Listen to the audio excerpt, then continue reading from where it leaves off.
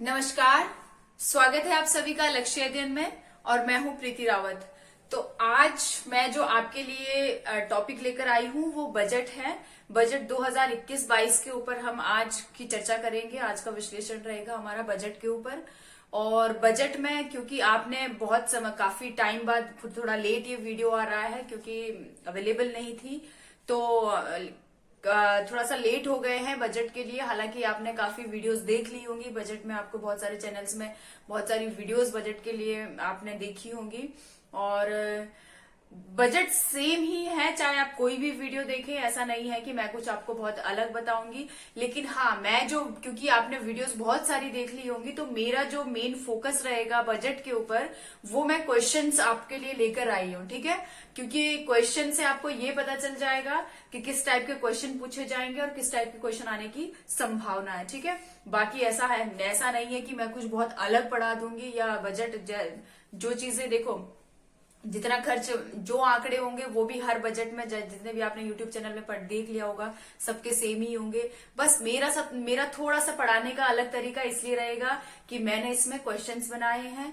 Question करने से पहले हम पहले बजट के ऊपर देख लेंगे कि बजट का इतिहास हम जान लेंगे और बजट होता क्या है तो हम ये भी जान लेंगे। और फिर हम इसका ये भारत में जो फैक्ट्स है जो चेंज नहीं होने वाला है, ठीक है, वो सारी चीजें हम देखेंगे कि सबसे पहले बजट किसने पेश किया था और भारत में इसका श्रेय किसको जाता है, ये सारी चीजें हम जानेंगे। ठीक है, तो चलिए आपका ज्यादा समय ना लेते हुए और मैं फिर से आपसे बार बार रिक्वेस्ट करती हूँ, जब भी मैं पढ़ाती हूँ रिक्वेस्ट करती हूँ कि प्लीज आप वीडियो को लाइक करें, शेयर करें और सब्सक्राइब करें। और जिसने अभी तक चैनल को सब्सक्राइब नहीं करा है वो चैनल को जरूर सब्सक्राइब करें। और जिन लोगों ने सब्सक्राइब किया है, जो लोग लाइक करते हैं, हमारी वीडियोस को देख रहे हैं, उनके लिए तहे दिल से बहुत बहुत धन्यवाद। तो चलिए स्टार्ट करते हैं। बजट बजट शब्द सबसे पहले हम पढ़ेंगे, जो ये बजट शब्द है। ठीक है, बजट शब्द का सबसे पहले उपयोग कहाँ हुआ था, ये जो बजट शब्द है। ठीक है, तो सबसे पहले तो हम ये जान लेते हैं कि ये जो बजट शब्द है ये किस भाषा का है। तो बजट शब्द जो है वो हिंदी भाषा का शब्द नहीं है और ना ही ये अंग्रेजी भाषा का शब्द है, ना ही ये इंग्लिश का है, ना ही ये हिंदी का है, बल्कि ये जो शब्द है ये कौन सी भाषा का है, ये है फ्रेंच का। किसका है? फ्रेंच का है। ठीक है, तो फ्रेंच भाषा में इसको क्या लिखा गया था, इस बजट को BOU। ठीक है, ये ऐसे इसको लिखा गया था, बजट इसको लिखा गया था, जिसका शाब्दिक अर्थ है हिंदी में चमड़े का थैला। जिसका शाब्दिक अर्थ क्या है हिंदी में? चमड़े का थैला। ठीक है, बहुत अच्छे से आप समझेंगे इन सब चीजों को। हालांकि ये चमड़े का थैला पहले एग्जाम्स में बहुत बार पूछा जाता था कि बजट का मतलब क्या होता है, हिंदी शाब्दिक अर्थ इसका क्या होता है हिंदी में, तो चमड़े का थैला होता है। हालांकि वर्तमान में ऐसा कोई क्वेश्चन बहुत कम अब चांसेस है कि इस टाइप का क्वेश्चन आते हैं। ठीक है, लेकिन पहले ये क्वेश्चन आया करता था। तो फ्रेंच भाषा का है, इतना कंफर्म हो गया है। हिंदी भाषा का ये शब्द नहीं है, इंग्लिश भाषा का भी नहीं है, किसका है? फ्रेंच भाषा का है। ठीक है, चमड़े का थैला। थोड़ा सा हम इसका इतिहास जान लेते हैं। हालांकि ये इतिहास इसका भारतीय परिप्रेक्ष्य में नहीं है, फिर भी हम इसका थोड़ा सा जान लेते हैं कि ये जो बजट है ये सबसे पहले इस शब्द को किसने यूज किया था। ठीक है, तो हम देखते हैं कि हमने शुरू से ही क्या देखा था। हम मॉडर्न हिस्ट्री भी साथ साथ पढ़ रहे हैं और आपने देखा होगा मैंने आपको 1857 की क्रांति के बारे में भी हमने इसमें पढ़ा है। तो हमने उसमें क्या देखा था कि भारत जो है शुरू से ही, अगर हम आधुनिक इतिहास की बात करते हैं या अगर हम बात करते हैं 1600 ईस्वी के समय से, तो भारत क्या रहा है? इंग्लैंड का एक उपनिवेश रहा है। तो कुल मिला के ये है, जो चीजें इंग्लैंड में प्रचलित थी वो चीजें भारत में भी प्रचलित होती थी। क्यों? क्योंकि यहाँ पर भी कौन रूल कर रहा था? ब्रिटिशर्स कर रहे थे। ठीक है, तो इतिहास की अगर हम बात करें तो 1721 की बात है। ठीक है, 1721 से 1742, ध्यान से देखना है आपको। 1721 से 1742 के समय में वहां के तत्कालीन प्रधानमंत्री, कहाँ की बात कर रही हूं मैं? इंग्लैंड की। ठीक है, इंग्लैंड के तत्कालीन प्रधानमंत्री जिनका नाम क्या था? Robert Walpole. ठीक है, रॉबर्ट वॉलपोल। और कहाँ के ये प्रधानमंत्री थे? ये इंग्लैंड के तत्कालीन प्रधानमंत्री थे, ध्यान रखना है आपको। ठीक है, इंग्लैंड के तत्कालीन प्रधानमंत्री थे कौन? Robert Walpole. तो रॉबर्ट वॉलपोल ने क्या किया कि इन्होंने इस 1721 से 1742 के लिए इन्होंने क्या किया था, एक अपने देश की जो आर्थिक व्यवस्था है उसको चलाने के लिए अपनी आय का खर्च कैसे करना है, यानी कि अपने देश के लिए कैसे इन्वेस्ट करना है, कैसे विकास करना है, कितना खर्च करना है, ये सारा इन्होंने क्या बनाया था, एक लेखा जोखा बनाया था। और ये जो सारे दस्तावेज थे, यानी कि जिसमें इन्होंने ये सारी बातें लिखी थी, ये सारे दस्तावेज इन्होंने किस में रखे थे, इस बजट में रखे थे। इनके पास एक थैला रहा होगा और उसमें इन्होंने क्या कर दिए थे, ये दस्तावेज रख दिए थे। जब ये इस थैले को लेकर, इस बजट को लेकर, बजट मतलब ये चमड़े का थैला, ये चमड़े का थैला था एक, ठीक है।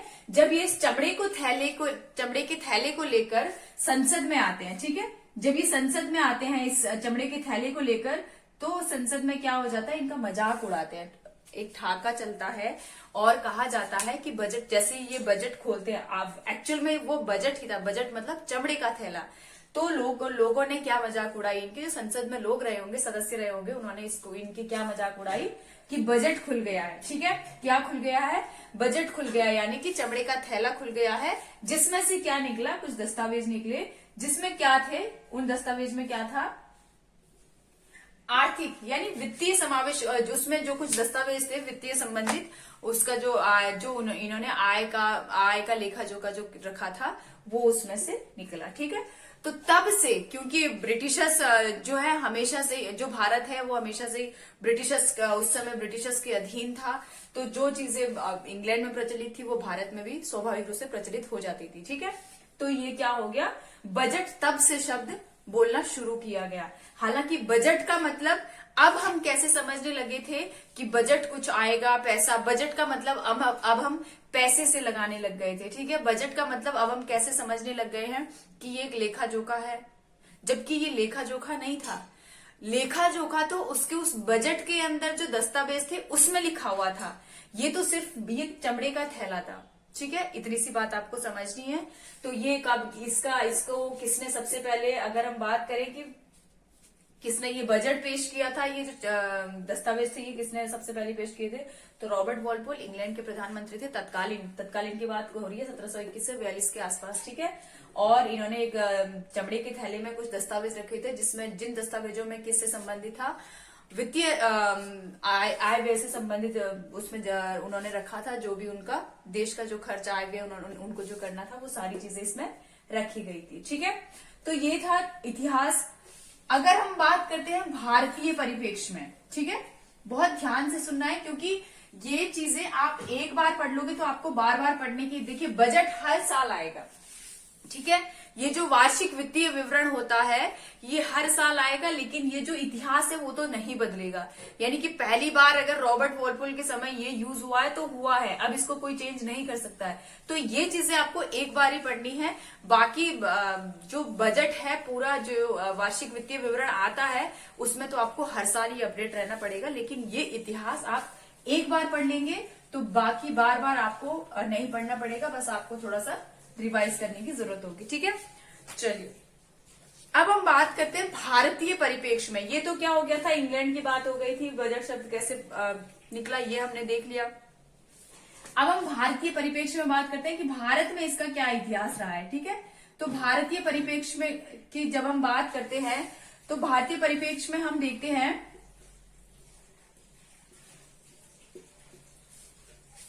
भारत में बजट का क्या इतिहास रहा है, सबसे पहले किसने इस बजट को पेश किया है। तो मैं आपको एक, हमने 1857 की जब हम क्रांति पढ़ रहे थे और हमने उसका परिणाम बताया था कि क्या होता है कि मैग्ना कार्टा एक आता है, जो रानी वहां से भेजती है, और किसके हित में होता है ये मैग्ना कार्टा, भारतीयों के हित में होता है। उसी में ये भी लिखा होता है कि एक कुछ जो आर्थिक मदद दी जाएगी भारत के लिए, भारतीयों के लिए कुछ पैसा खर्च किया जाएगा, ठीक है। और उसी खर्च को लेकर वायसराय कैनिंग ने, ठीक है। तो भारत की अगर बात करें बजट प्रणाली, भारत में बजट प्रणाली के जन्मदाता किसे माना जाता है, तो ये माना जाता है वायसराय कैनिंग को। किसको माना जाता है, वायसराय कैनिंग, ठीक है। कैनिंग अच्छा, आपको ये मैं थोड़ा सा याद दिला देना चाहती हूँ कि जो कैनिंग है वो 1858 के बाद क्या हो गए थे, जो गवर्नर जनरल का जो पद था वो 1858 के बाद क्या हो गया था, वायसराय पद हो गया था। यानी कि अब जो ये गवर्नर जनरल का जो पद था ये किसके प्रतिनिधि हो गए थे, ब्रिटिश क्राउन के प्रतिनिधि, यानी कि जो ब्रिटिश के राजा, सम्राट या रानी जो भी रही होंगी उनका ये प्रतिनिधित्व करते थे। ठीक है, अब ये किसी कंपनी का प्रतिनिधित्व नहीं करते थे बल्कि ब्रिटिश क्राउन का प्रतिनिधित्व करते थे। ठीक है, तो इन्होंने क्या किया, वायसराय, ये समय कौन वायसराय थे, कैनिंग थे। यानी कि अगर हम बात करें बजट प्रणाली की शुरुआत किसने करी थी भारत में, किसके समय में हुई थी, तो कैनिंग के समय में हुई थी। और क्वेश्चन अगर आपसे ये पूछा जाए कि भारत में सबसे पहले बजट किसने पेश किया था, तो ये पेश किया था 1860 में। ठीक है, ध्यान देना है आपको, ये जो बजट है वो कब पेश किया गया था, 1860 को, और किसने पेश किया था, जेम्स विल्सन। ठीक है, जेम्स विल्सन। तो भारत में बजट के जनक किसे माना जाता है, जेम्स विल्सन को माना जाता है। ठीक है, कब पेश किया था इन्होंने, 7 अप्रैल। ठीक है, 7 अप्रैल 1860 को इन्होंने भारत में पहला बजट पेश किया था। किसने, जेम्स विल्सन ने। और अगर मैं जेम्स विल्सन की बात करूं तो ये क्या थे, ये कार्यकारिणी परिषद के 1859 में क्या किया था, इनको कार्यकारिणी परिषद का सदस्य बनाया गया था। ठीक है, कार्यकारिणी परिषद, और मैंने आपको बहुत अच्छे से समझाया है जब हमने 1773 का रेगुलेटिंग एक्ट पढ़ा है, उसमें हमने देखा था कि कार्यकारिणी, गवर्नर जनरल की कार्यकारिणी परिषद की स्थापना की गई थी। ठीक है, और इसी कार्यकारिणी परिषद में एक विशेष सदस्य के रूप में किसे जोड़ा गया था, विशेष सदस्य के रूप में किसको जोड़ा गया था, जेम्स विल्सन को जोड़ा गया था। ठीक है, और यही जेम्स विल्सन इन्होंने 7 अप्रैल 1808 को क्या कर दिया था, भारत में पहला बजट पेश किया। ठीक है, तो किसने पेश किया, अगर आपसे क्वेश्चन ये पूछा जाता है कि भारत में सबसे पहले बजट किसने पेश किया, तो ये पेश किया है जेम्स विल्सन ने। ठीक है, इसके बाद हम आगे का इतिहास अगर हम देखें बजट का, तो इसके बाद हम क्या देखते हैं कि सबसे ज्यादा, अच्छा अगर यहाँ पे क्वेश्चन एक और पूछा जाता है कि स्वतंत्र भारत का, ठीक है, क्या क्वेश्चन आता है कि स्वतंत्र भारत का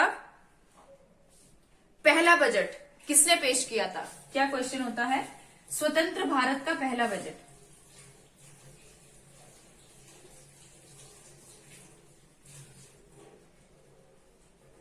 प्रथम बजट किसके द्वारा पेश किया गया था। ठीक है, तो ये पेश किया था षणमुखम शेट्टी ने। किसने किया था, षणमुखम शेट्टी थे, ये पहले भारतीय थे जिन्होंने बजट पेश किया था। ठीक है, षणमुखम शेट्टी ने स्वतंत्र भारत का पहला बजट पेश किया था। ठीक है, ध्यान देना है आपको। और ये इन्होंने कब पेश किया था, तो इन्होंने पेश किया था 1947 में। ठीक है, कब इन्होंने पेश किया था, 1947 में पेश किया था, ध्यान देना है आपको। यानी कि स्वतंत्र 15 अगस्त 1947 को भारत आजाद हो चुका था, और 1947 ये इन्होंने नवंबर को, ठीक है, 26 नवंबर 1947 को, कब किया था इन्होंने, 26 नवंबर 1947 को इन्होंने पहला बजट पेश किया था। ये पहले भारतीय थे जिन्होंने स्वतंत्र भारत का प्रथम बजट पेश किया था। किसने, षणमुखम शेट्टी ने। तो ये श्रेय किसको प्राप्त है, षणमुखम शेट्टी को प्राप्त है। अगर बात करते हैं गणतंत्र भारत का, ठीक है, गणतंत्र तो भारत बाद में हुआ था, गणतंत्र भारत का प्रथम बजट,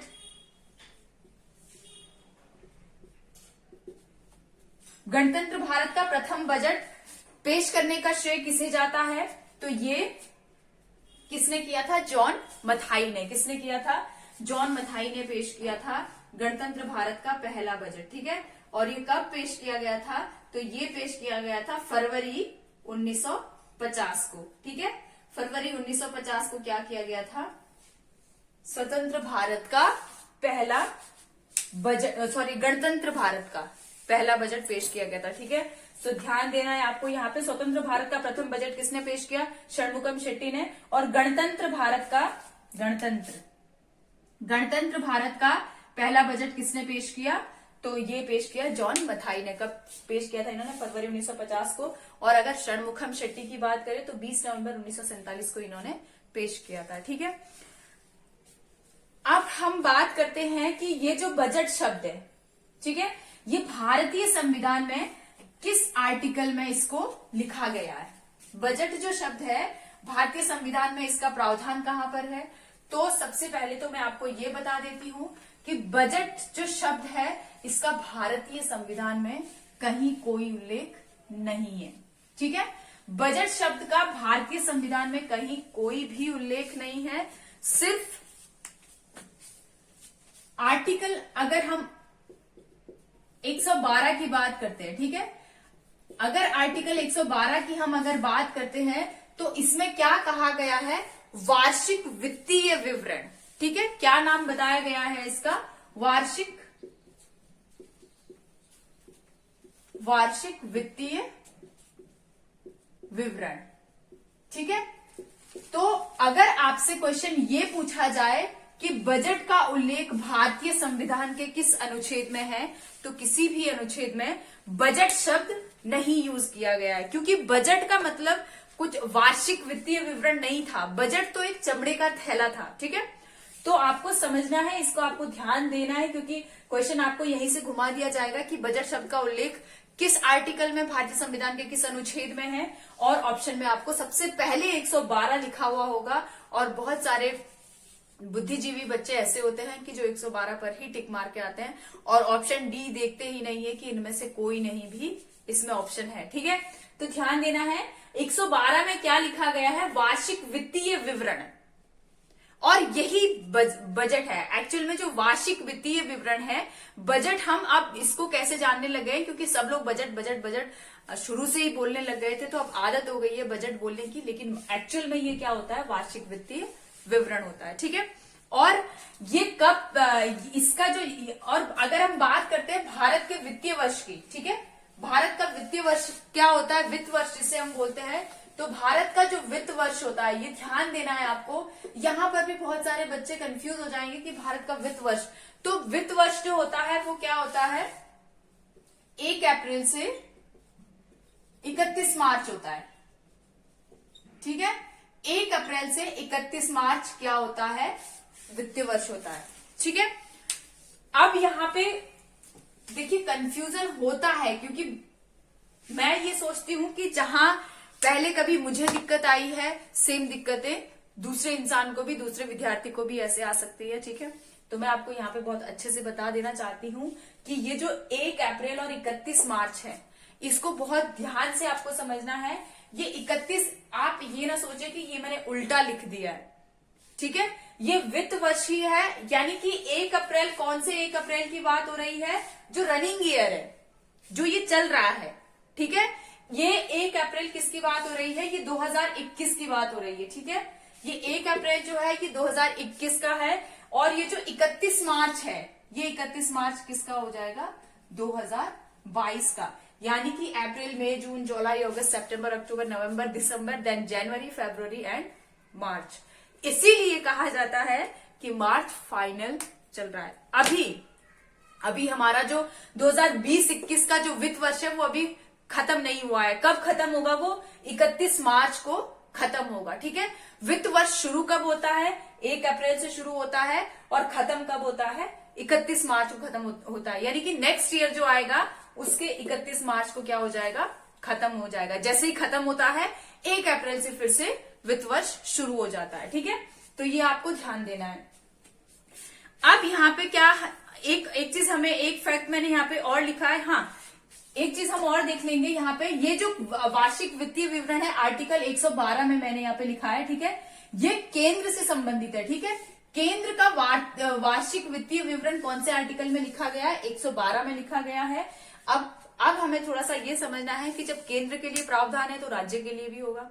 ठीक है, तो राज्य के लिए जो प्रावधान है वार्षिक वित्तीय विवरण का, वो कौन से आर्टिकल में है, तो वो है 202 आर्टिकल में। ठीक है, आर्टिकल 202 में किसके लिए लिखा गया है, राज्य का वार्षिक वित्तीय विवरण।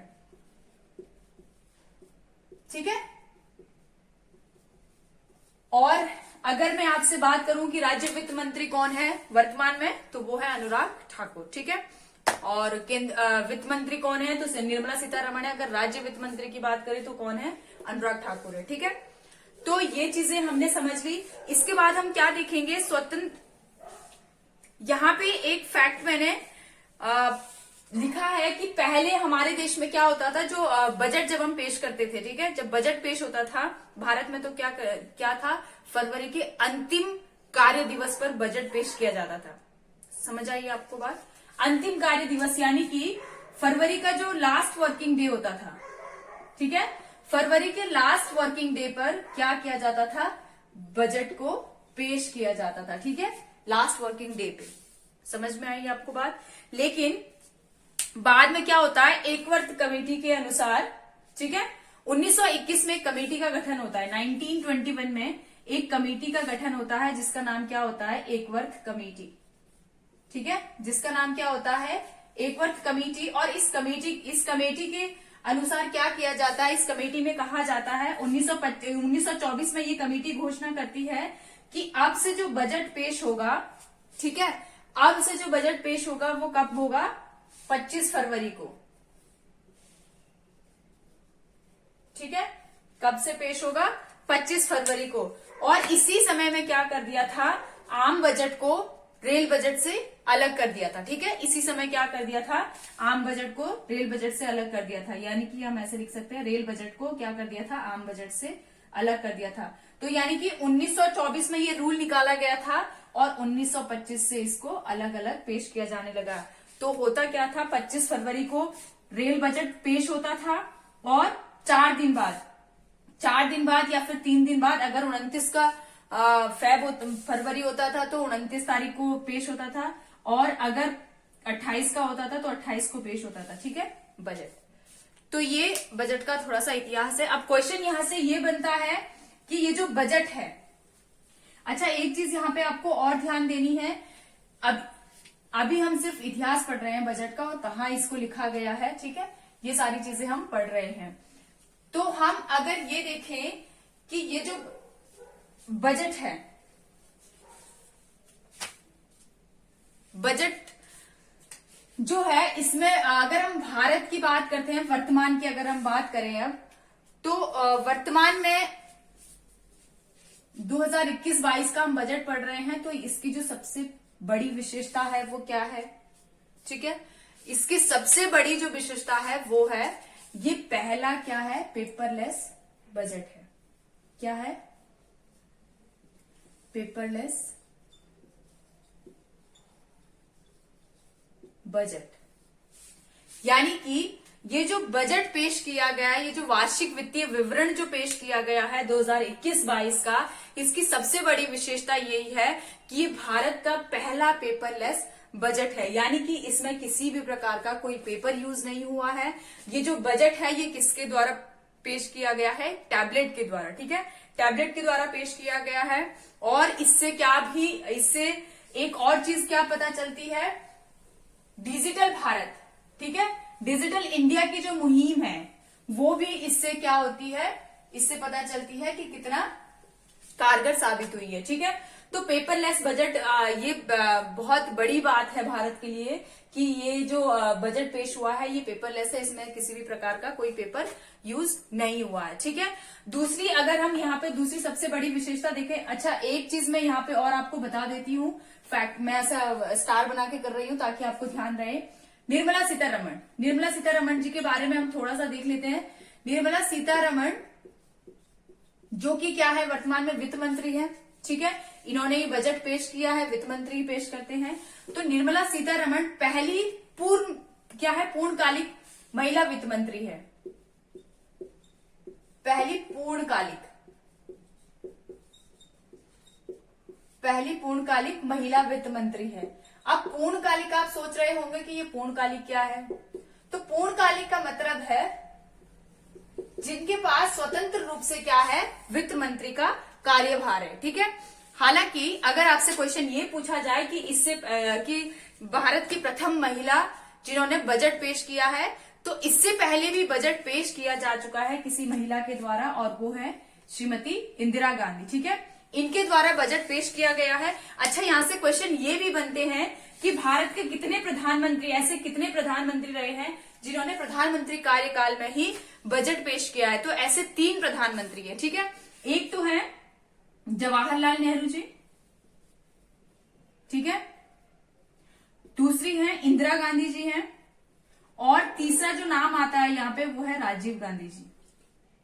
ठीक है, ये तीनों ही नाम ऐसे हैं जिन्होंने अपने प्रधानमंत्री कार्यकाल में ही इनके पास वित्त मंत्री का भी कार्यभार था, और इन्होंने क्या किया है, अपने कार्यकाल के समय इन्होंने बजट पेश किया है। तो ये 3 प्रधानमंत्री भारत के ऐसे हैं जिन्होंने अपने कार्यकाल के समय बजट पेश किया है। तो इस हिसाब से अगर क्वेश्चन आपसे ये पूछा जाए कि भारत की पहली महिला जिन्होंने बजट पेश किया, तो पहली महिला तो कौन हो जाएंगी, इंदिरा गांधी हो जाएंगी। ठीक है, लेकिन अगर क्वेश्चन ये पूछा जाए आपकी कि पहली पूर्णकालिक महिला वित्त मंत्री, तो वो कौन है, वो निर्मला सीतारमण है। ठीक है, और इनके नाम एक और रिकॉर्ड भी है सीतारमण जी के नाम पे। कौन सा रिकॉर्ड है, ये भारत की पहली महिला रक्षा मंत्री भी रही है। ठीक है, और इनके नाम एक और रिकॉर्ड क्या है कि सबसे लंबा भाषण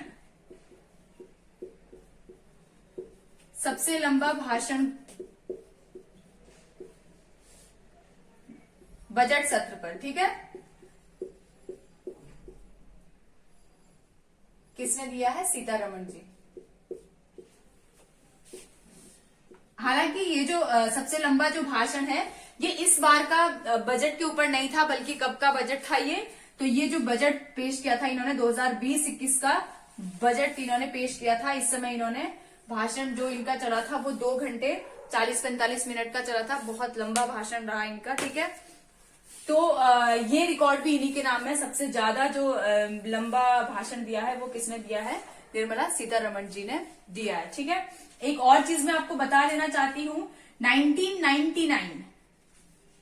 1999 से पहले जब भी बजट पेश होता था, ठीक है, 1999 से पहले जब भी बजट पेश होता था तो कितने बजे पेश होता था, 5 बजे, शाम के 5 बजे पेश होता था। ठीक है, इसी समय क्या हुआ, 1999 के तत्कालिक जो कौन थे, वित्त मंत्री थे, तत्कालिक वित्त मंत्री यशवंत सिन्हा ने क्या घोषणा की कि जो बजट है वो कितने बजे पेश किया जाएगा, 11 बजे, यानी कि सुबह के दिन के 11 बजे इसको पेश करना शुरू किया गया। ठीक है, ये 5 बजे का जो समय था ये किसके सहूलियत के हिसाब से था, ब्रिटिशर्स के सहूलियत के हिसाब से था, क्योंकि वो लोग 5 बजे पेश करते थे।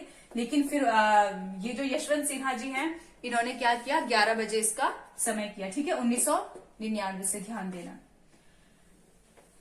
तो तब से क्या होने लगा, 11 बजे बजट पेश किया जाने लगा।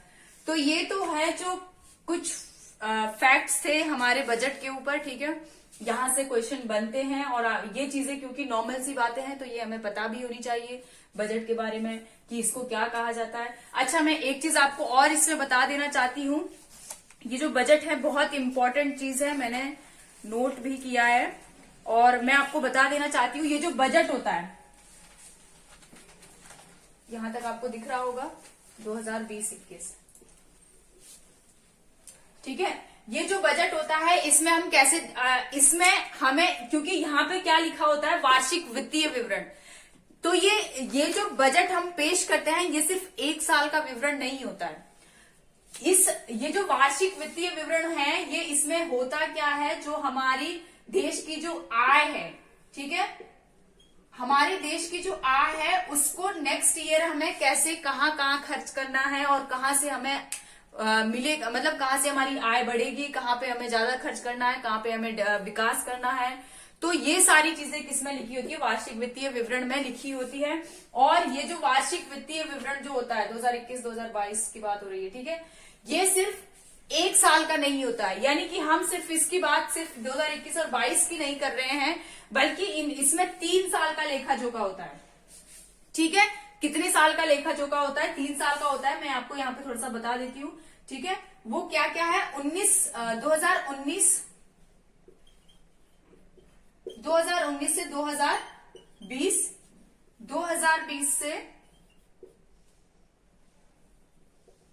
2021 और 2021 से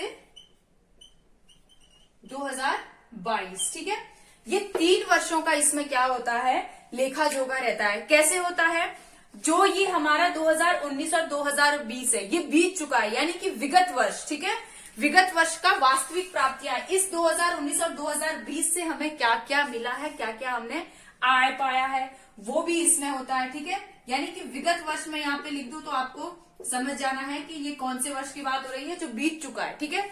तो उसका भी यहाँ पे हमारे पास क्या रहता है, प्राप्तियां, जो हमारे पास पूरा लेखा जोखा रहता है विगत वर्ष का, जो वर्ष बीत गया, यानी कि 2019-20, ठीक है। फिर 2020-21, 2020-21 मतलब कि जो चालू वित्त यानी कि जो रनिंग ईयर हमारा चल रहा है, यानी कि क्या चल रहा है, 2020-21 की बात हो रही, तो ये क्या होगा,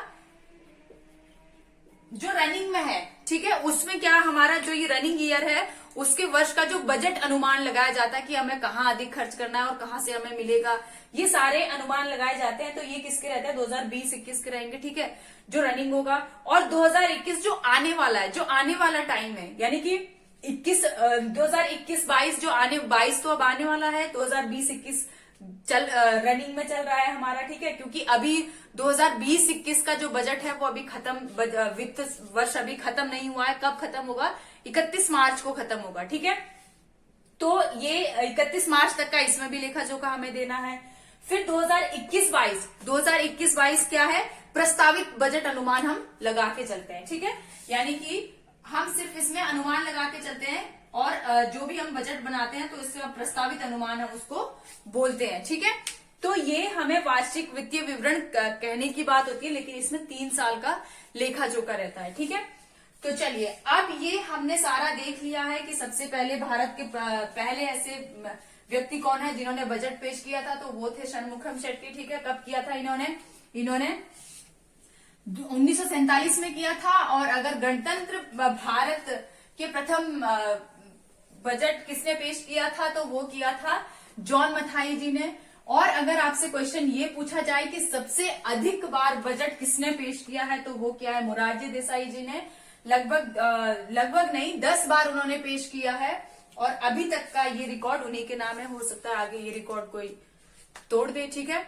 और उसके बाद पी चिदम्बरम जी का शायद 8 बार उन्होंने पेश किया है बजट, ठीक है। और अगर पहली पूर्णकालिक महिला का नाम अगर आता है तो वित्त मंत्री वो है सीतारमण जी, ठीक है। और सबसे पहले भारत में बजट के जन्मदाता किसे माना जाता है, तो जेम्स विल्सन को। बजट प्रणाली की शुरुआत किस वायसराय के काल में हुई थी, तो कैनिंग के काल में हुई थी। ये कुछ फैक्ट्स है जो आपको पता होने चाहिए, ठीक है। अब हम क्वेश्चन करते हैं इसके ऊपर, जो किस टाइप के क्वेश्चन इसमें बनते हैं वो मैं आपको बता देना चाहती हूँ, ठीक है। तो सबसे पहला हम क्वेश्चन देखते हैं। यहाँ पे पहला क्वेश्चन हमारे पास है, बजट 2021-22 का बजट कितने स्तंभों पर आधारित है। अब यहां से आपका पूरा बजट क्लियर हो जाएगा कि इस साल का जो बजट पेश हुआ है उसमें क्या क्या चीजें हैं, ठीक है। तो 2021-22 की बात हो रही है। 2021-22 का बजट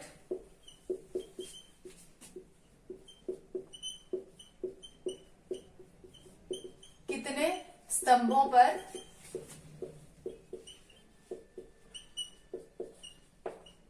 आधारित है, ठीक है। 2021-22 का बजट कितने स्तंभों पर आधारित है, तो यहां पर हमारे पास ऑप्शन है, पहला है 3, दूसरा ऑप्शन हमारे पास है 4, तीसरा ऑप्शन हमारे पास है 5 और चौथा हमारे पास ऑप्शन है 6। बहुत इंपॉर्टेंट क्वेश्चन है और क्योंकि अपकमिंग एग्जाम्स में ये क्वेश्चन आने की पूरी संभावना है, क्योंकि अगर करंट से आपसे क्वेश्चन पूछ लिया जाए तो ये क्वेश्चन आने की पूर्ण संभावना है, ठीक है। और क्वेश्चन बहुत इंपॉर्टेंट है। 2021-22 का बजट कितने स्तंभों पर आधारित है, तो आपका आंसर क्या रहेगा, जो 2021-22 का जो बजट है वो आधारित है 6 स्तंभों पर, ठीक है। कितने स्तंभों पर आधारित है, ये आधारित है 6 स्तंभों पर। और अगर हम 6 स्तंभों की बात करते हैं तो सबसे पहला है स्वास्थ्य यानी कि हेल्थ, ठीक है। दूसरा है अवसंरचना यानी कि इंफ्रास्ट्रक्चर, अवसंरचना, आपको दिख रहा होगा ब्लू पेन से, नहीं दिख रहा है। तीसरा है समावेशी विकास, चौथा है मानव पूंजी, ह्यूमन कैपिटल, पांचवा है नवाचार, इनोवेशन। और छठा है न्यूनतम सरकार, अधिकतम शासन।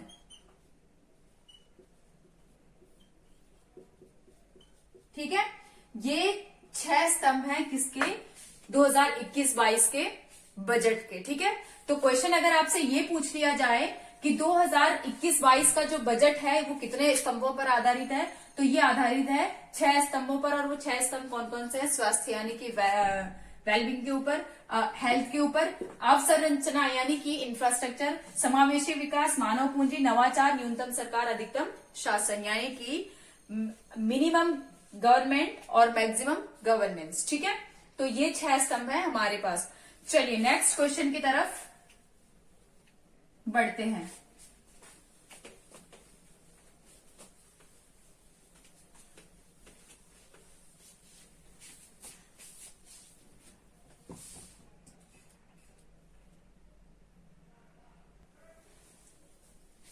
तो नेक्स्ट क्वेश्चन है हमारे पास यहाँ पे, क्वेश्चन है शहरी स्वच्छ भारत मिशन 2.0 के लिए 1,41,678 करोड़। ठीक है, आंकड़ा आपको ध्यान रखना है, कितना है? 1,41,678 करोड़। ठीक है, रुपये कितने वर्षों तक खर्च किए जाने की बात कही गई है? ये जो 1,41,678 करोड़ रुपए है, ये कितने वर्षों तक खर्च किए जाने की बात कही गई है? किसके लिए खर्च होंगे ये?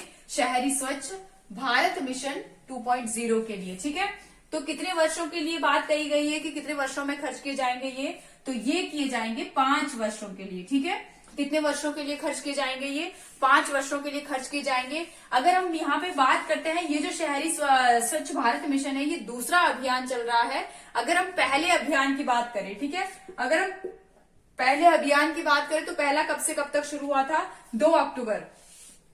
ठीक है, गांधी जयंती से शुरू हुआ था 2 अक्टूबर 2014 से, और कब तक चला था ये?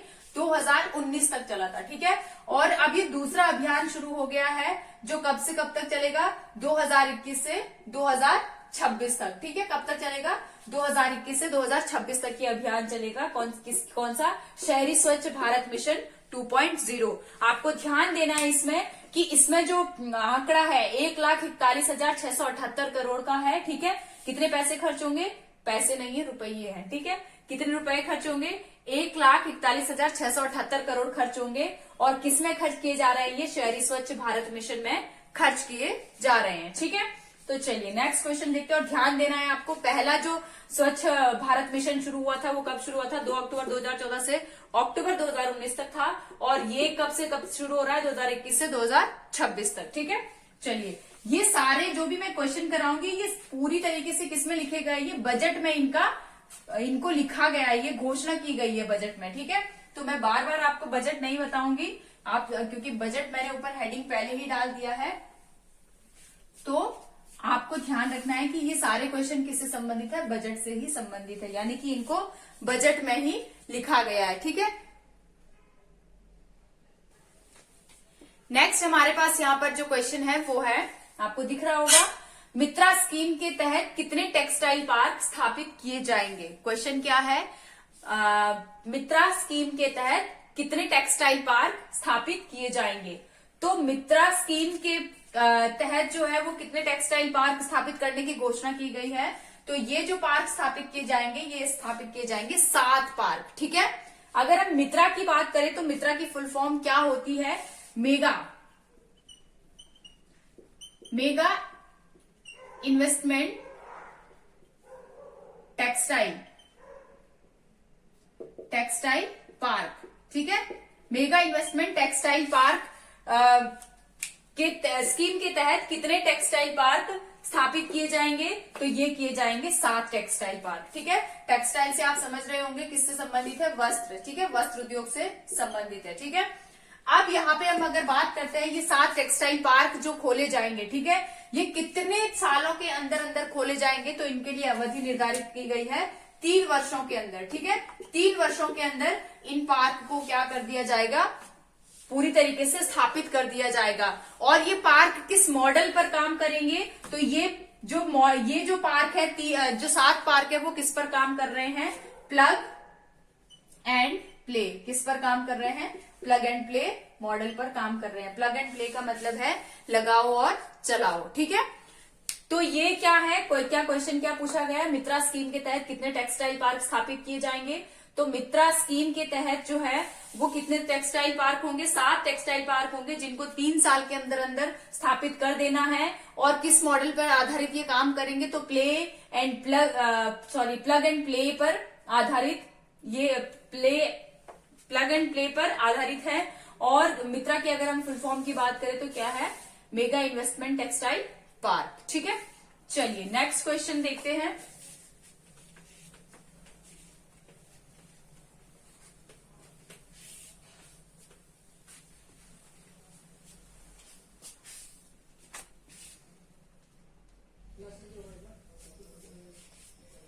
नेक्स्ट क्वेश्चन यहाँ पर हमारे पास है, बजट वर्ष 2020-2021 के लिए राजकोषीय घाटे का अनुमान क्या है।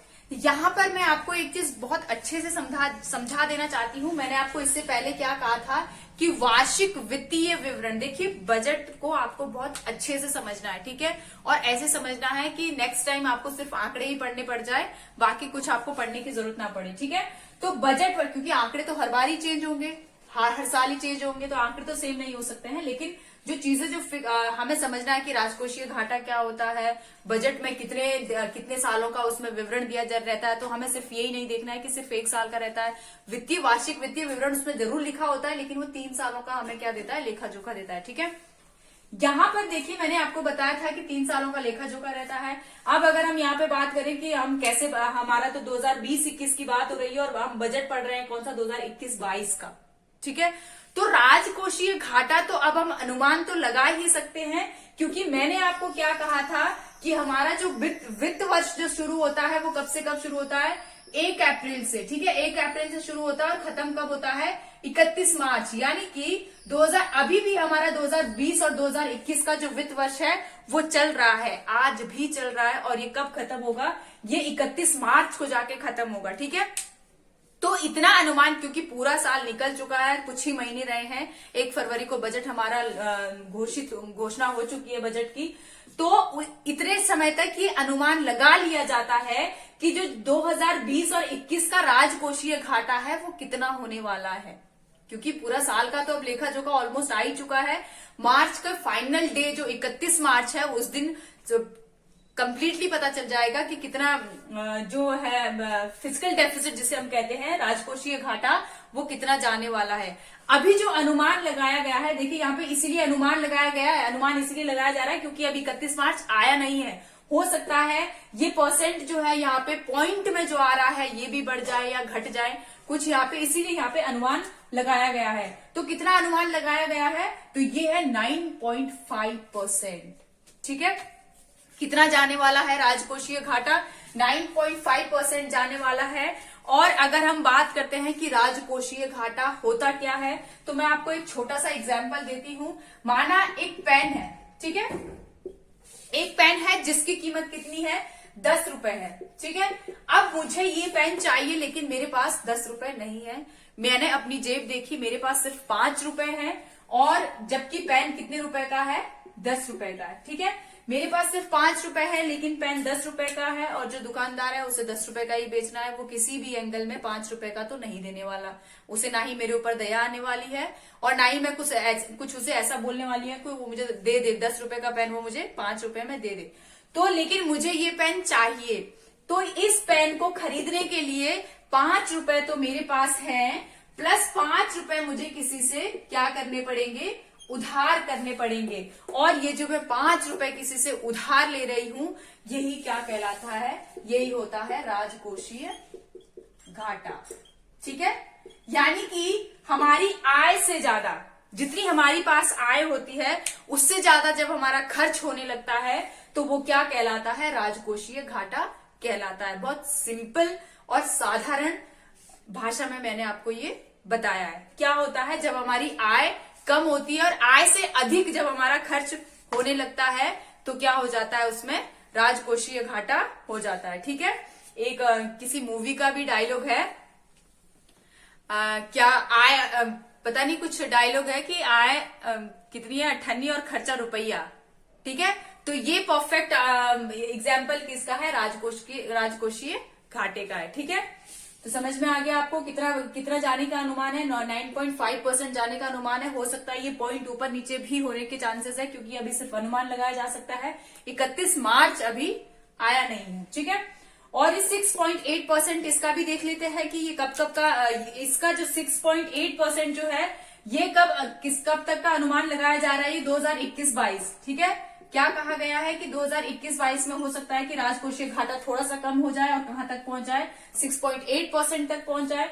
4.5% की भी बात कही जा रही है, लेकिन ये 4.5% का आंकड़ा कब छुएगा भारत, तो ये 2025-26 शायद 2025-26 तक 4.5% तक पहुंच जाए। ठीक है, तो चलिए ये आपको समझ में आएगा। राजकोषीय घाटे का अनुमान कितना लगाया जा रहा है 2020-21 के लिए, तो ये लगाया जा रहा है 9.5%। ठीक है, चलिए नेक्स्ट क्वेश्चन देखते हैं।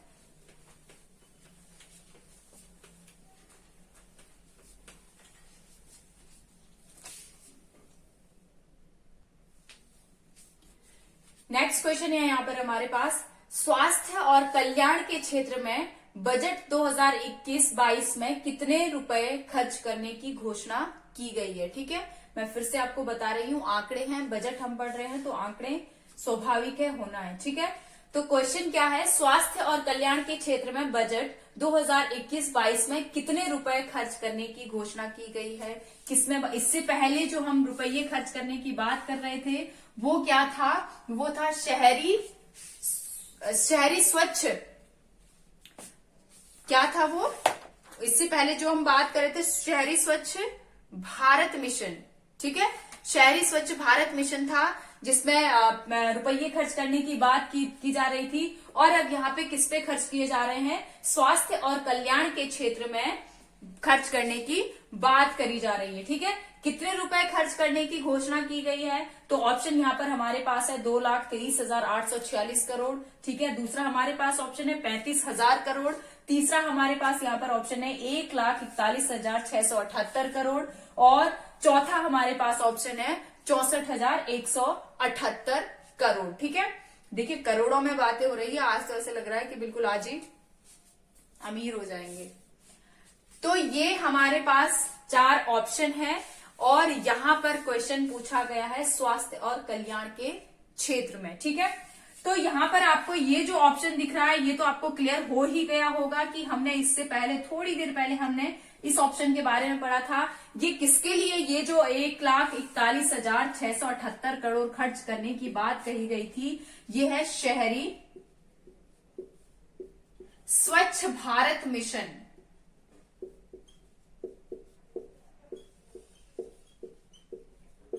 2.0। ये तो खर्च किए जाएंगे किसमें, यानी कि ये ऑप्शन तो क्या है, गलत है। ठीक है, हमारे पास यहाँ पर सही ऑप्शन क्या है, वो है 2,23,846 करोड़ रुपए जो है वो किसमें खर्च किए जाएंगे, स्वास्थ्य और कल्याण के क्षेत्र में खर्च किए जाएंगे। ये जो स्वास्थ्य और कल्याण, इस बार का जो बजट है वो सबसे ज्यादा किस पे फोकस्ड है, हेल्थ पे और इंफ्रास्ट्रक्चर पे बेस्ड है। ठीक है, तो हमें ध्यान देना है, क्योंकि कोविड-19 को ध्यान में रखते हुए बहुत ज्यादा जो देश की जो आर्थिक रिकवरी है वो आत्मनिर्भर भारत के थ्रू, जो हमारा नारा एक चला था आत्मनिर्भर भारत, उसी के थ्रू क्या इस बार उद्देश्य क्या रखा गया है कि उसी के द्वारा क्या करेंगे, आर्थिक रिकवरी करी जाएगी।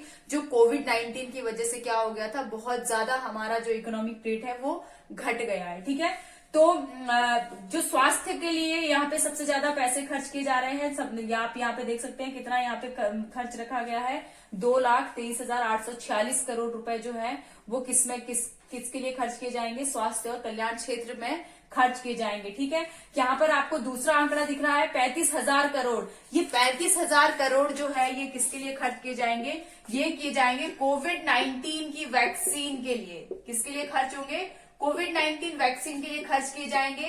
क्या 35,000 करोड़ रुपए। तीसरा आपको क्लियर हो ही चुका है, 1,41,678 करोड़ किसके लिए खर्च किए जाएंगे? शहरी स्वच्छ भारत मिशन योजना के लिए खर्च किए जाएंगे। यहां पर हमारे पास फोर्थ ऑप्शन है 64,178 करोड़। ये जो खर्च किए जाएंगे ये किए जाएंगे आत्मनिर्भर स्वास्थ्य, ठीक है, आत्मनिर्भर स्वस्थ भारत मिशन, आत्मनिर्भर स्वस्थ भारत योजना, ठीक है, आत्मनिर्भर स्वस्थ भारत योजना के लिए खर्च किए जाएंगे। और ये जो योजना है ये किसके अंतर्गत काम करेगी? तो ये भी काम करेगी स्वास्थ्य और कल्याण के क्षेत्र के अंतर्गत ही ये काम करेगी। ये कौन सी? आत्मनिर्भर स्वस्थ भारत योजना, ठीक है।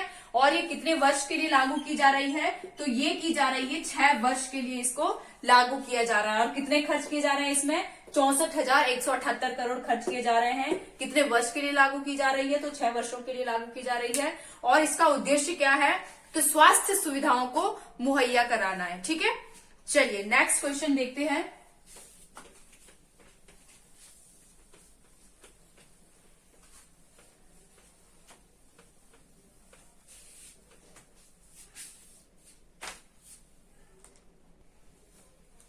नेक्स्ट क्वेश्चन यहां पे आपको दिख रहा है, हाल ही में केंद्र सरकार ने किस आयु के वरिष्ठ नागरिकों को आयकर से छूट प्रदान की गई है? हाल ही में केंद्र सरकार ने किस आयु के वरिष्ठ नागरिकों को आयकर से छूट प्रदान की है, ठीक है।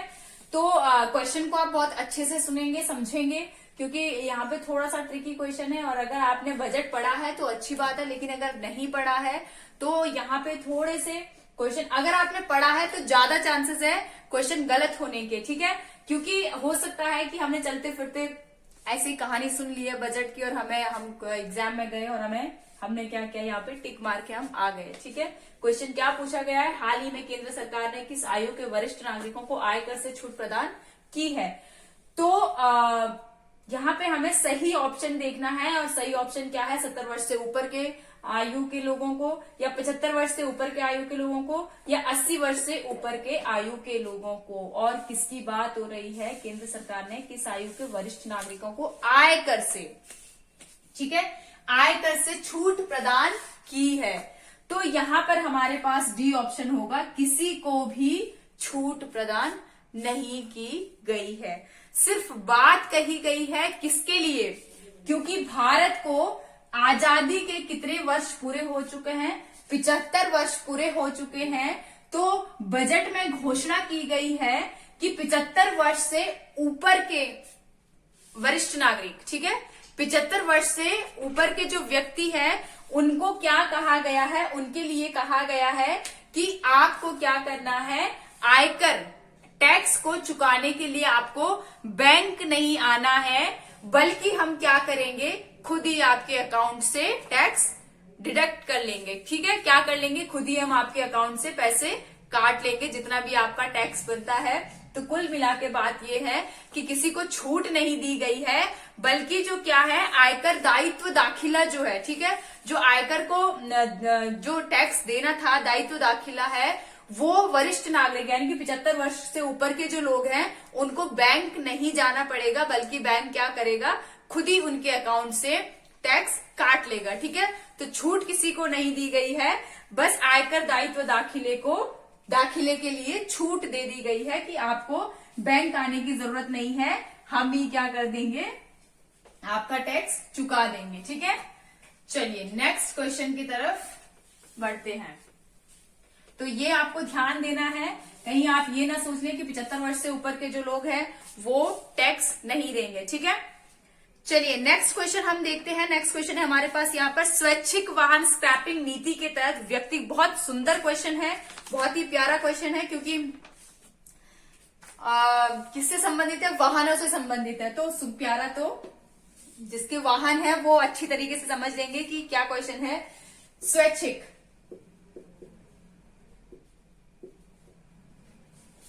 स्वैच्छिक वाहन स्क्रैपिंग नीति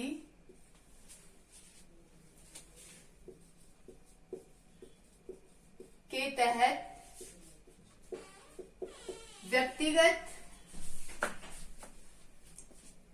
व्यक्तिगत वाहन के लिए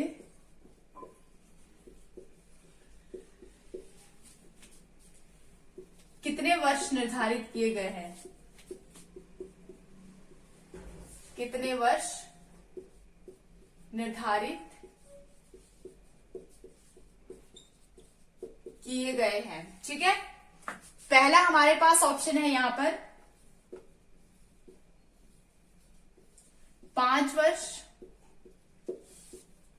10 वर्ष, 15 वर्ष, 20 वर्ष। क्वेश्चन क्या पूछा गया है? स्वैच्छिक वाहन स्क्रैपिंग नीति।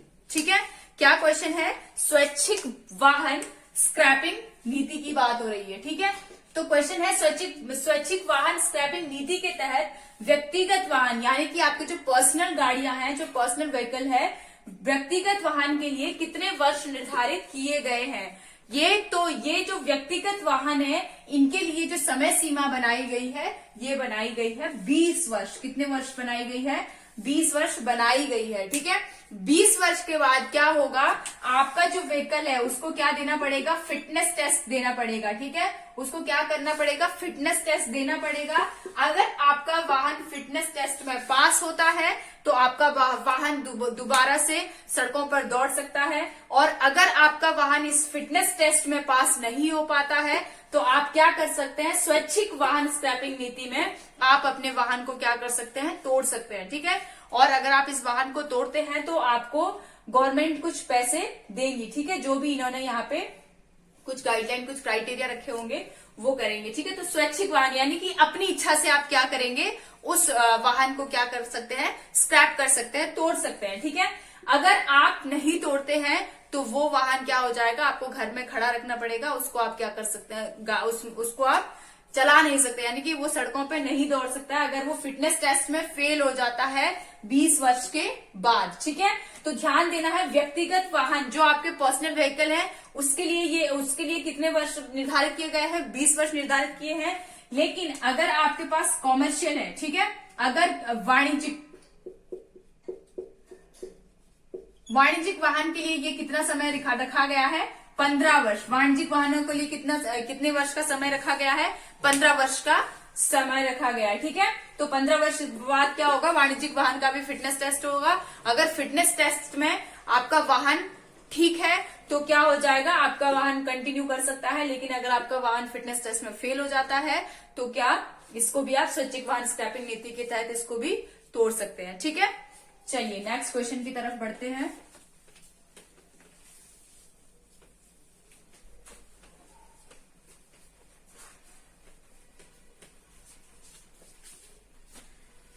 नेक्स्ट क्वेश्चन है बजट 2021-22 के तहत कितने नए सैनिक स्कूल आरंभ किए जाएंगे?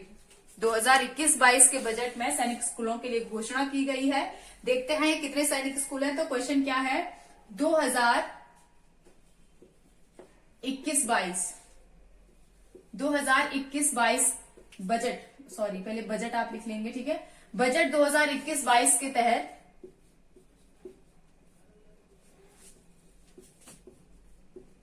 कितने सैनिक स्कूल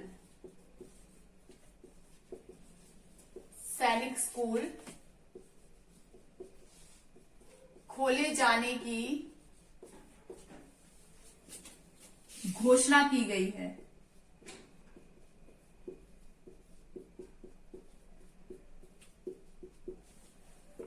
ऑप्शन है यहां पर 100,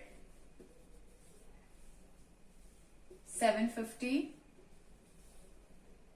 150 एंड 200। ठीक है, तो क्वेश्चन क्या पूछा गया है? बजट 2021-22 के तहत कितने सैनिक स्कूल खोले जाने की घोषणा की गई है? ठीक है, बजट में क्या कहा गया है कि सैनिक स्कूल खोले जाएंगे भारत में। ठीक है, और ये कितने सैनिक स्कूल खोले जाएंगे? तो ये जो सैनिक स्कूल है ये खोले जाएंगे 100 सैनिक स्कूल। ठीक है, कितने सैनिक स्कूल खोले जाएंगे? 100 सैनिक स्कूल खोले जाएंगे। और अगर हम बात करते हैं एकलव्य, ठीक है, अगर हम एकलव्य स्कूल की बात करते हैं तो ये जो एकलव्य स्कूल है ये खोले जाएंगे 750 कितने खोले जाएंगे? 750। तो यहाँ से आपसे कुछ भी पूछा जा सकता है, हो सकता है सैनिक स्कूल आपसे पूछ लिया जाए या एकलव्य पूछ लिया जाए। तो एकलव्य की संख्या आपको ध्यान रखनी है, कितने खोले जाएंगे संपूर्ण भारत में, पूरे भारत में कितने खोले जाएंगे? 750 खोले जाएंगे।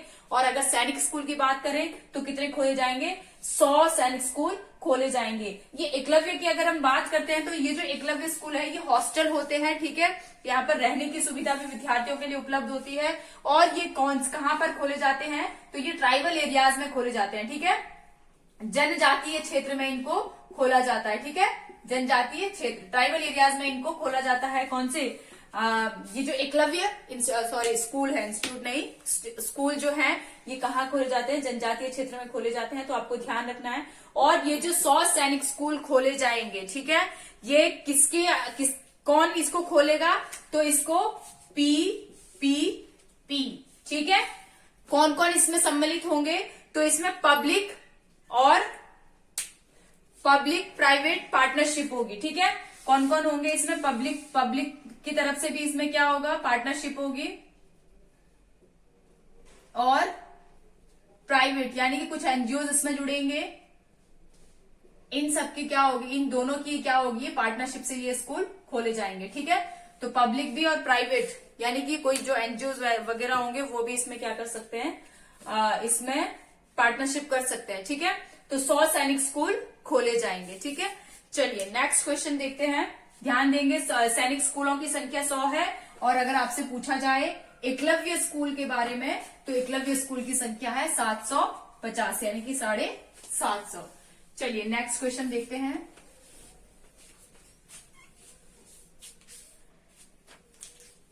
नेक्स्ट क्वेश्चन है, किस केंद्र शासित प्रदेश में गैस पाइपलाइन परियोजना शुरू की जाएगी?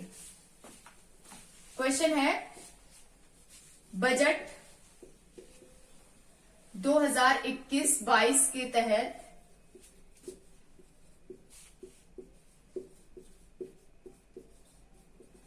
किस केंद्र शासित का मतलब आप समझ रहे होंगे, जहां पर केंद्र का शासन होता है ऐसे क्षेत्र। किस केंद्र शासित प्रदेश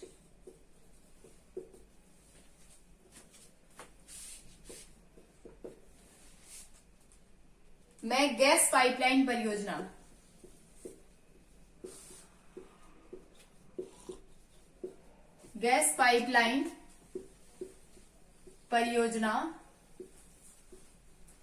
शुरू की जाएगी?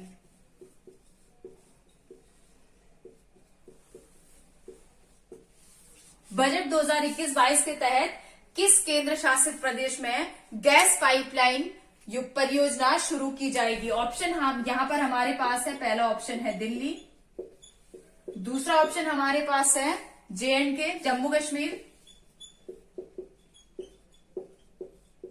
तीसरा हमारे पास ऑप्शन है यहां पर लद्दाख, और चौथा हमारे पास ऑप्शन है यहां पर लक्षद्वीप। तो क्वेश्चन क्या पूछा गया है? बजट 2021-22 के तहत किस केंद्र शासित प्रदेश में गैस पाइपलाइन परियोजना शुरू की जाएगी, ठीक है। तो यहां पर जो क्वेश्चन पूछा गया गैस पाइपलाइन से संबंधित है। हमें ध्यान देना है कि जो गैस पाइपलाइन परियोजना है वो किस केंद्र शासित प्रदेश के लिए की गई है? तो वो है जम्मू और कश्मीर, ठीक है। किसके लिए घोषणा की गई है? जम्मू और कश्मीर के लिए गैस पाइपलाइन के लिए घोषणा की गई है। और अगर हम लद्दाख के परिप्रेक्ष्य में बात करते हैं तो आजादी के 75 वर्षों के बाद लद्दाख में पहली बार क्या हुआ है? सेंट्रल यूनिवर्सिटी, ठीक है, सेंट्रल यूनिवर्सिटी बनाई जाएगी। कहां? लद्दाख में। तो आप सोच सकते हैं 75 आजादी के 75 वर्षों के बाद लद्दाख में आज तक कोई सेंट्रल यूनिवर्सिटी नहीं थी, ठीक है। तो अब इस बजट में क्या कहा गया है कि लद्दाख में एक यूनिवर्सिटी बनाई जाएगी, ठीक है, सेंट्रल यूनिवर्सिटी। चलिए नेक्स्ट क्वेश्चन देखते हैं। अच्छा, यहाँ पे थोड़ा सा गैस पाइपलाइन से संबंधित और हम देख लेते हैं। उज्ज्वला योजना। उज्ज्वला योजना कब शुरू हुई थी? 1 मई 2016 को क्या हुई थी? उज्ज्वला योजना शुरू हुई थी, ठीक है। उज्ज्वला योजना कब शुरू हुई थी? 1 मई 2016 को, ठीक है। उज्ज्वला योजना कब शुरू हुई थी? 1 मई 2016 को शुरू हुई थी। और सबसे पहले कहाँ शुरू हुई थी? ये बलिया यूपी में, ठीक है, बलिया यूपी में शुरू हुई थी। तो ये जो उज्ज्वला योजना है, इसके आधार पर क्या कहा गया है कि 1 करोड़ अतिरिक्त, ठीक है, आज तक जितने बटे उतने बटे, लेकिन इस बार फिर से इसमें क्या कहा गया है कि 1 करोड़ गैस कनेक्शन दिए जाएंगे, ठीक है, यानी कि 1 करोड़ लोगों को उज्ज्वला योजना से क्या किया जाएगा? लाभान्वित किया जाएगा, ठीक है। कितने लोगों को? 1 करोड़ लोगों को, ध्यान देना है, ठीक है। कितने लोगों को लाभान्वित किया जाएगा? 1 करोड़ नए लोगों को इसमें क्या कर दिया जाएगा? लाभान्वित किया जाएगा। और सबसे पहले ये कहाँ शुरू हुई थी? तो ध्यान देना है आपको, बलिया, ठीक है, यूपी के बलिया क्षेत्र में ये शुरू हुई थी। और अगर आपसे क्वेश्चन में ये पूछा जाता है कि एलपीजी कनेक्शन लेने वाला सबसे पहला राज्य कौन सा था, तो वो था हिमाचल प्रदेश। आपको ध्यान देना है, ठीक है, एलपीजी कनेक्शन लेने वाला पहला राज्य हिमाचल प्रदेश था। अगर आपसे उज्ज्वला योजना की शुरुआत की बात पूछी जाए तो बलिया यूपी में शुरू हुई थी सबसे पहले। कब शुरू हुई थी? 1 मई 2016 को, ठीक है। और इस बजट में क्या कहा गया है कि इस उज्ज्वला योजना से 1 करोड़ अतिरिक्त लोगों को इसमें क्या किया जाएगा? लाभान्वित किया जाएगा, ठीक है। चलिए नेक्स्ट क्वेश्चन देखते हैं।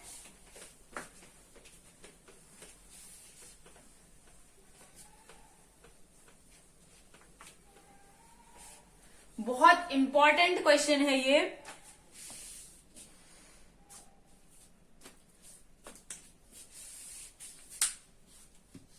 दो 2021-22 में सरकार की आय प्राप्ति का सबसे बड़ा स्रोत क्या है?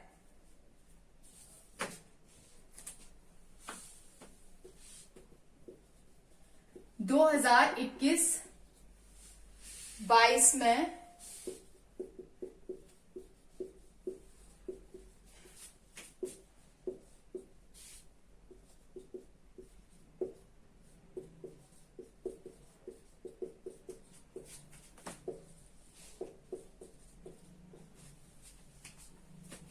ऑप्शन है यहां पर हमारे पास। पहला ऑप्शन है उधार, दूसरा ऑप्शन है यहां पर जीएसटी यानी कि गुड सर्विस टैक्स, तीसरा ऑप्शन हमारे पास है आयकर,